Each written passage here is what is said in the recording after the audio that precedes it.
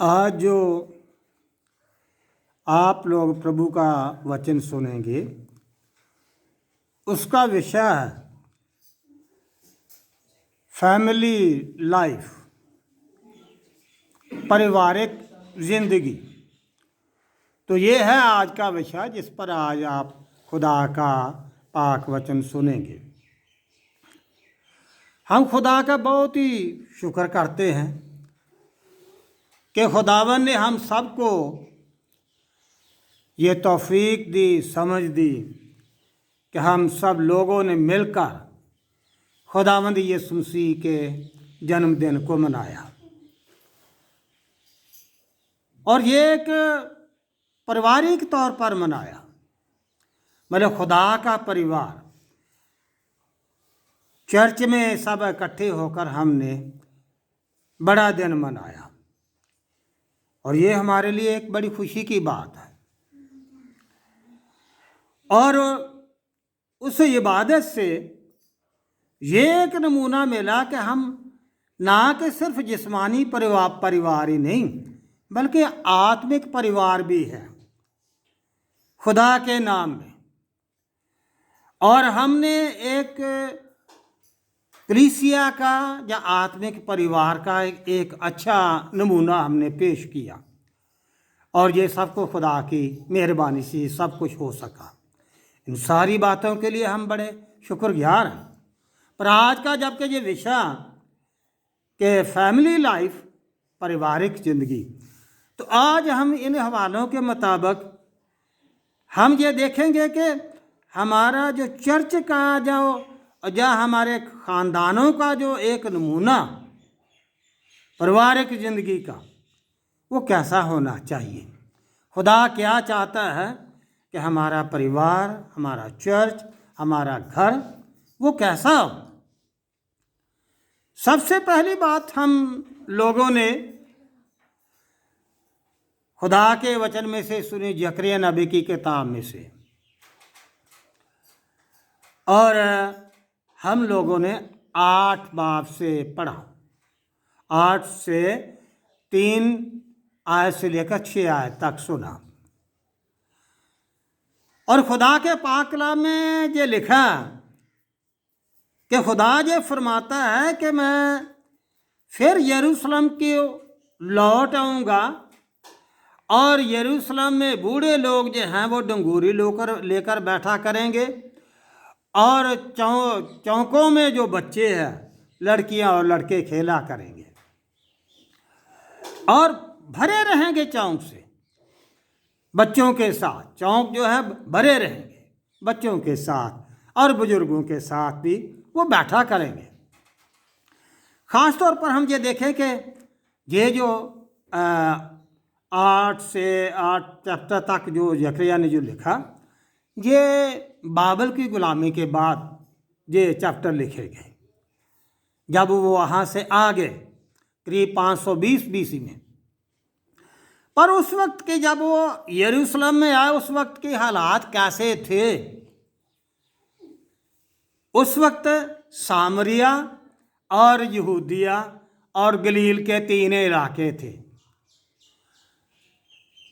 गलील का और यहूदिया का थोड़ा बहुत तो कोऑर्डिनेशन था, पर सामरिया का बिल्कुल नहीं था। और उसकी ख़ास वजह थी कि यहूदी लोग थोड़ी सी उनसे नफ़रत करते थे, उनमें थोड़ा सा फ़र्क था। पर खुदा क्या फरमाता, खुदा ये फरमाता है कि मैं उन लोगों का, इसराइलियों का और सामरियों का भी मैं कोऑर्डिनेशन बढ़ाऊंगा। कोई फ़र्क नहीं रहने दूंगा, ऊंच का, नीच का, गरीब का, अमीर का, पढ़े का, जान पढ़ का, बल्कि मैं उनका तालमेल बढ़ाऊंगा। और खुदा ने बढ़ाया भी, खुदा ने वो तालमेल भी बढ़ाया, उनमें कोऑर्डिनेशन बढ़ाया। एक कौम का और एक पूरी परिवार का, जो कि इसराइल लोग खुदा का परिवार कहलाती थी, खुदा ने एक अच्छा नमूना उनको दिया और उनमें मदद की। और लिखा कि लड़के और लड़कियां खेला करेंगे चौकों में और कैसे वो खेलेंगे। और खुदा का कलाम फरमाता है कि ये इससे कोऑर्डिनेशन, उनका एक मेल मिलाप यार होता है। फिर बच्चे जो बुजुर्ग जो हैं वो नगोरी लेकर बैठेंगे, बातें किया करेंगे। आज से हम कुछ जरा 60-70 साल पीछे चल जाए। आज हम अपने घरों से नहीं निकलते, पर उस समय को देखें जब हमारे बुजुर्ग पीपल के नीचे बैठते थे चारपाइयाँ लगाकर, और बैठते थे, बातें करते थे, एक दूसरे की वो राजी बाजी पूछते थे और परिवार के विषय में पूछते थे, और बच्चे खेला करते थे। आज तो कोई किसी के साथ इतना ना कोई खेलता, ना कोई बुजुर्ग इतना बैठते हैं, ना किसी के पास समय है। पर बड़ी बात यह है कि पुराने समय में कितना कोऑर्डिनेशन था, कितना तालमेल था, कितना मिलाप था। खुदा कहता ये सब कुछ मैं करूँगा, मैं करूँगा, और उनमें ऐसे हालात मैं पैदा करूँगा ताकि सारी कौम मिलकर रहे, एक दूसरे की मदद करें, एक दूसरे के पास बैठें, उनकी एक म्यूचुअल अंडरस्टैंडिंग एक अच्छी हो, पारिवारिक ज़िंदगी की, एक कौमी ज़िंदगी की भी एक अच्छी अंडरस्टैंडिंग हो। और ये खुदा ने ये सब कुछ किया उनके अंदर, और उन लोगों ने बैठना सीखा एक साथ, और प्यार करना सीखा, और एक दूसरे का हाल वो पूछा करते थे। पर ये सबको खुदा की ओर से हुआ। पर ये एक कौम का एक अच्छा नमूना, चर्च का जो हमारा आत्मिक परिवार है, इसका भी ऐसे नमूना होना चाहिए। कोऑर्डिनेशन, तालमेल, मेल मिलाप, इकट्ठे रहना, ये बहुत ज़्यादा ज़रूरी है। खुदा इसी से खुश होता है, इसी से खुश होता है। दूसरी बात मैं आपको वचन में से बताना चाहता हूँ, जो कि आपने कुलसियों के ख़त में आपने ये पढ़ा, और वहाँ पर कुलसियों का ख़त 3:12 से 21 जो पढ़ेगी, जिसमें पारिवारिक ज़िंदगी पर भी बड़ा एक बल दिया गया, और खुदा के पाक कलाम में पति और पत्नी और बच्चों के विषय में कितनी ये बातें बताई गई हैं। लिखा कि हे पतियों तुम अपनी पत्नियों से, पत्नियों तुम अपने पतियों के अधीन रहो। अधीनगी बताई गई है, अधीन रहो, तालमेल होना चाहिए। पतियों तुम अपनी पत्नियों से प्रेम रखो। अगर पत्नी अधीन रहती है तो पति के लिए भी बहुत ज़्यादा ज़रूरी है कि वो अपनी पत्नी से प्रेम रखे। और फिर लिखा बच्चों तुम हर बात में अपने माँ बाप के आज्ञाकारी करो। और फिर लिखा हे पिताओं, मतलब हे पेरेंट्स, कि तुम अपने बच्चों को गुस्सा ना दिलाओ। ये एक पारिवारिक ज़िंदगी में एक अच्छी एक अंडरस्टैंडिंग होनी चाहिए। अगर पारिवारिक ज़िंदगी में एक अच्छी अंडरस्टैंडिंग है तो हम एक अच्छा चर्च कायम कर सकते हैं, हम एक अच्छी कौम को जन्म दे सकते हैं, हम एक अच्छे माहौल को हम क्रिएट कर सकते हैं, जन्म दे सकते हैं। पर ये तब होगा जब हम इन सारी बातों पर पूरा अच्छी तरह से ध्यान देंगे। अपने छोटे यूनिट पर, परिवार एक छोटा यूनिट है और उसी से आगे परिवार जुड़कर एक समाज बनता है। पर अगर पति पत्नी में तालमेल ही ना हो तो कितनी ये गलत बात है, बहुत बुरी बात है। हम मसीही परिवार ऐसे कहला नहीं सकते अगर अच्छा तालमेल पति पत्नी में ना हो, और बच्चों का भी हो। बच्चे भी अच्छे बच्चे नहीं कहला सकते अगर वो अपने माँ बाप के आज्ञाकारी ना हो, आज्ञाकारी ना हो। बच्चे बहुत सी बातें कई बार नहीं समझ पाते, चाहे को 20-22 साल के भी, 25 साल के भी हो क्यों ना हो जाए। उसका मतलब ये नहीं कि उनको सब कुछ आता है। माँ बाप बताते हैं कि मेरे बच्चे के लिए क्या अच्छा और क्या नहीं है। पर बच्चे के लिए ज़रूरी है कि माँ बाप के अधीन रहे। माँ बाप कभी गलत फैसला नहीं लेते, अधीनगी होनी चाहिए बच्चों की अपने माँ बाप के प्रति।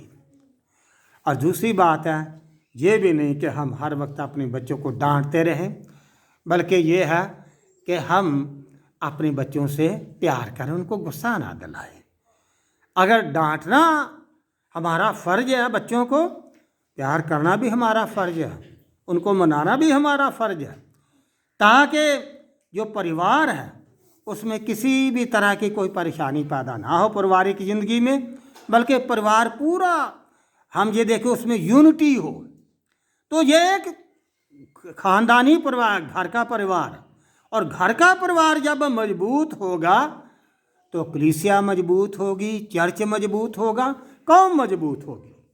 सो प्रभु का वचन यही एक बताता है कि हम जब के बड़े दिन को मनाया तो हम लोग अपनी इन पारिवारिक ज़िंदगी में, ख़ानदानी ज़िंदगी में और चर्च की ज़िंदगी में, जो कोई आत्मिक परिवार है, उसमें ध्यान रखें, चर्च को मजबूत बनाए, कौम को मजबूत बनाए, अपने परिवार को मजबूत बनाए। पर ये सब कुछ तब होगा जब हम अपनी पारिवारिक ज़िंदगी पर पूरा अच्छी तरह से ध्यान देंगे। सो खुदा का पाक कलाम हमें यही एक संदेश देता है कि हमारी जो रिलेशनशिप है वो कैसे होनी चाहिए परिवार में, बच्चों की, माँ बाप की, और कलीसियाई तौर पर भी कैसी रिलेशनशिप होनी चाहिए। आखिरी बात मैं आपको बताना चाहता हूँ, जो कि परिवार का एक अच्छा नमूना वो है मरियम यूसुफ का। पहली तो देखें कि उन्होंने कितनी जिम्मेदारी से परवरिश की, यीशु मसीह की कितनी जिम्मेदारी से परवरिश की, हर तरह का ध्यान रखा। और दूसरी बात यह है कि उसको लिखा है कि वो हर पर्व पर लेकर जाते थे यरूशलेम की तरफ। हम यहाँ से अपने घर से अपने बच्चों को साथ में लेकर चर्च में नहीं आ सकते, कई बार हमारी इतनी कमजोरी बन जाती है। पर वो देखो, वो हर फसह के पर्व पर यीशु मसीह को ले जाते थे, और ये हुक्म था कि नर बच्चे के लिए, नर बच्चे का खुदा के घर में आना। फसह के पर्व पर जो ख़ास तौर पर 3 पर्व थे, फसह का पर्व और मंडप का पर्व और कटनी का पर्व, इनमें ये 3 जो फेस्टिवल थे, पर्व थे, इनमें नर बच्चों का आना बहुत ज़्यादा ज़रूरी था। क्या जब यीशु मसीह कोई साल का था तो क्या वो लेकर नहीं जाते थे? और 40 किलोमीटर फासला करके, वो भी गधों पर या पैदल, हम यहाँ से नज़दीक खुदा के घर में नहीं आ सकते। पर आप ये देखें कि वो कितनी बड़ी जिम्मेदारी निभाते थे। 12 साल का था तब भी वो लेकर गए यीशु मसीह को, और लिखा कि यीशु मसीह वहीं पर रह गया और वो बातें कर रहा था बड़े आलमों के साथ, फरीसियों के साथ, शास्त्रियों के साथ, ग्रंथियों के साथ। और जब वो सवाल पूछता था तो लोग हैरान थे, उनकी बातों का वो जवाब नहीं कई बार दे पा रहे थे, पर उनसे पूछ रहा था और उनको समझ में नहीं आ रही थी। और वो ये सोचने लगे कि इसको ये तालीम इतनी कैसे आ गई, हैरान थे। पर बड़ी बात यह है कि ये सारा कुछ उसने कहाँ से सीखा? प्रभु ने। ठीक है वो खुदा था पर इंसान भी तो था, पर माँ बाप से सीखा सब कुछ। हम अपने बच्चों को कई बार कुछ भी इतना नहीं सिखाते हैं, दुआ करने नहीं सिखाते हैं, कोई हुक्म नहीं सिखाते हैं, अकीदा नहीं सिखाते हैं, चाहे को 10-10 साल का हो जाता तब तो भी ये सारी चीज़ें उनको नहीं आती। पर हम अपने बच्चों में अच्छी नींव नहीं डालते हैं, जबकि ये होना चाहिए, सब चीज़ों का पता होना चाहिए। यीशु मसीह को कितना पता था, 12 साल का था, और बड़े बड़े आलम जो कि बहुत पढ़े लिखे थे, शास्त्री और ग्रंथी, वो उसकी बातों को सुनकर हैरान रह गए, और कि इसको इतनी समझ और इतना ज्ञान इसको कैसे आ गया। और मरियम यूसुफ का देखो, वो ढूंढते हुए वापस वहाँ पर गए, उसको ढूंढते हुए। कितनी बड़ी जिम्मेदारी थी उनकी। कि वो यीशु का ध्यान रखें, और वो ढूंढते हुए गए। तीसरे दिन जाकर उन्होंने हैकल में उनको पाया। पर प्रभु क्या कहते हैं अपने पेरेंट्स को, क्या आपको पता नहीं था कि मुझे अपने बाप के घर में रहना बहुत ज़्यादा ज़रूरी है? यीशु मसीह ने प्रायोरिटी दी खुदा के घर को, खुदा की खिदमत को। वो जानते थे मेरा देह धारण का कारण क्या, मैं क्यों दुनिया में आया, वो जानते थे, सब समझते थे। पर फिर भी लिखा अपने माँ बाप के अधीन रहे, आए अपने माँ बाप के साथ और अपने माँ बाप के अधीन रहे। हम ये देखें कि खुदा होते हुए भी वो अपने माँ बाप के अधीन रहा, यीशु मसीह।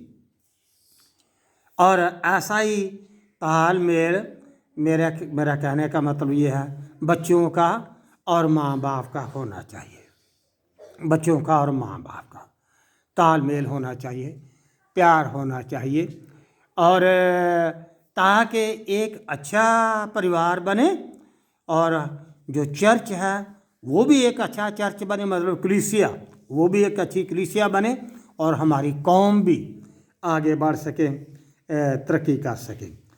सो हम ये देखें कि ये सारी बातें हवालों के मुताबिक हमें यही सिखाती हैं कि हम अपनी पारिवारिक ज़िंदगी पर ध्यान दें, सीखें, समझें, कुछ ध्यान दें, चाहे वो पारिवारिक ज़िंदगी है, चाहे वो कलीसियाई ज़िंदगी है। पारिवारिक ज़िंदगी में भी तालमेल हो और कलीसियाई ज़िंदगी में भी तालमेल हो। हम सब एक परिवार हैं, एक परिवार। तो खुदा करे कि हमें खुदा इतनी समझ और ताकत दे कि हम सब मिलकर रहें, मिलकर खुदा की इबादत करें, और सब मिलकर हम अपने देश की भी सेवा कर सकें और अपनी कौम की भी सेवा कर सकें। खुदावंद आप लोगों को बहुत बरकत दे। आमीन।